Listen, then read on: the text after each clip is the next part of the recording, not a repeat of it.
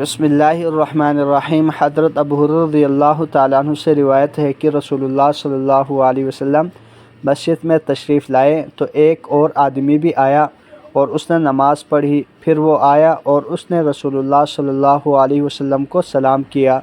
رسول اللہ صلی اللہ علیہ وسلم نے اسے جواب دیا اور فرمایا، واپس جا، پھر نماز پڑھ، تو نے نماز نہیں پڑھی۔ وہ واپس گیا، دوبارہ نماز پڑھی جیسے پہلے پڑھی تھی، اور نبی کریم صلی اللہ علیہ وسلم کے پاس آیا اور سلام کیا۔ آپ صلی اللہ علیہ وسلم نے فرمایا، وعلیک السلام، واپس جا، پھر نماز پڑھ، تو نے نماز نہیں پڑھی۔ اس آدمی نے 3 دفعہ ایسے ہی کیا۔ آخر اس آدمی نے کہا، قسم اس ذات کی جس نے آپ کو حق دے کر بھیجا ہے، میں اس سے اچھی نہیں پڑھ سکتا، لہٰذا آپ مجھے سکھا دیجئے۔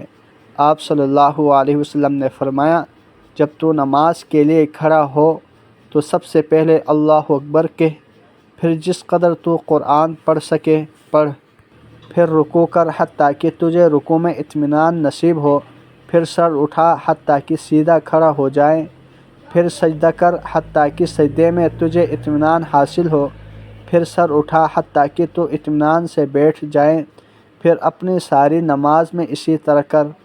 اللہ جل شانہ سے دعا ہے ہم سب کو 5 وقت کی نماز خشوع و خضوع اطمینان کے ساتھ پڑھنے کی توفیق عطا فرمائیں، اور اس حدیث مبارکہ کو اپنے عمل میں لاتے ہوئے دوسروں تک پہنچانے کی بھی توفیق عطا فرمائیں۔